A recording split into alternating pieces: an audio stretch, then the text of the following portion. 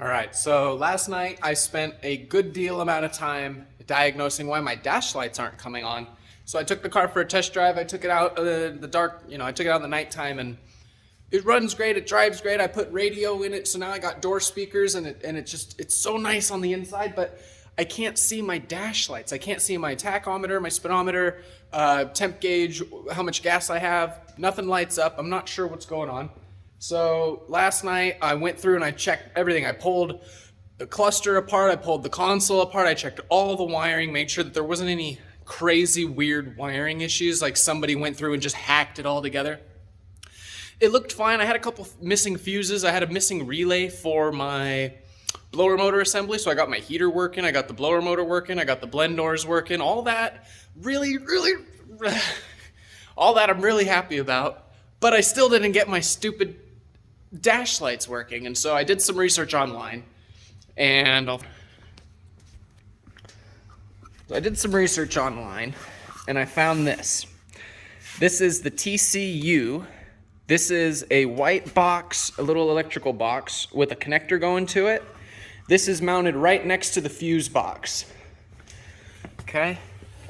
This black plug right here plugs into it. And then this guy was mounted like right here, right next to my fuse box in the left side kick panel of the 240 on the driver's side.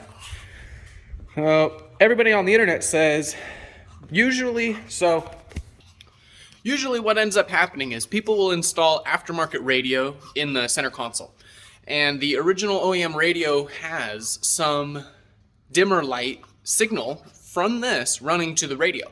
So what happens is everybody snips those radio wires, hook up their new radio, all is fancy, but then one wire could be dangling and it'll ground out and it'll either blow a fuse or it'll blow this unit. So let me flip you around and I'll open this up for you. Okay. So this is the TCU. I'm not 100% sure what all this controls, but it does control the light circuit for the dash lights as well. So now I've already hit the tabs on the side to open the box up. Now there's two sides to this. You'll have the sides with all your transistors. What else do we got? We got a little controller in here. And then on the back side is just all your traces and your solder joints. So upon a close inspection, I'm just looking at my board, looking for anything burnt, looking for anything that doesn't look like it belongs. And then suddenly I noticed this spot right here. This spot looks a little torched, a little burned up. Okay? So that trace right there got a little too much amperage going through it, and it just broke the trace right there. It looks like there's no electricity. It looks like nothing's going to connect through right there. So what I'm going to do, I'm going to go ahead and put all this back together. Give me 1 second. Sorry about the lighting. All right. So what I'm going to go ahead and do is I have a couple extra spare cars lying around. A lot of my friends have 240s. So I'm going to take one of these out of a spare car and I'm going to test and see, plugging in one that should work, theoretically. I'm going to go test the car in the backyard and turn the dome lights or the dash lights on, make sure they work. And if everything works, what I'll do is I'll pull that off, just one screw and a clip, electrical clip, and I'll plug it into my car and just see if my dash lights work. If the dash lights work, boom, problem solved. No problem, no issue. We're a happy family.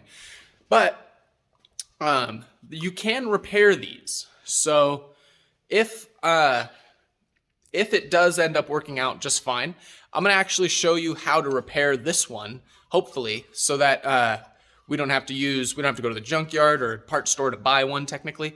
I'm going to use one that I have spare to test to make sure the circuit works, and then I'm going to show you how to repair this. All right, so I've gone ahead and this is the one out of my car.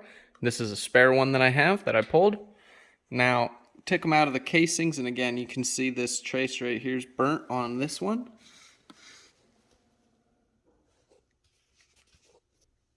Trying to get a little good of a focus. So you can see that trace right there, still green, still hidden on this one. It's this trace under these two dots. So we go down here, this trace under these two dots, burned up. So I'm gonna plug this in, turn my car on, turn my dash lights on, see if my dash lights work. Okay, I've gone ahead and plugged it in. Right here's the new control module. Now it just gets screwed in right there, but I want to make sure it works first. I don't think I need my keys. Let's see, turn the... Wow. Dash lights. Oh man, you have no idea how long I've been waiting for this. And the dimmer works. Oh, you're kidding me. I got fucking lights. Woo! High beam, low beam, off. Oh man. Everything is... Oh, I dropped my key. Everything is functional on this car now. So I've got left turn, right turn, high, low, hazards, radio. Oh, did I show you guys the radio? Look at that. So I got some 4-inch speakers. I was really worried speakers were gonna hit on my roll cage. So, luckily, I was able to position them so they don't hit anything. And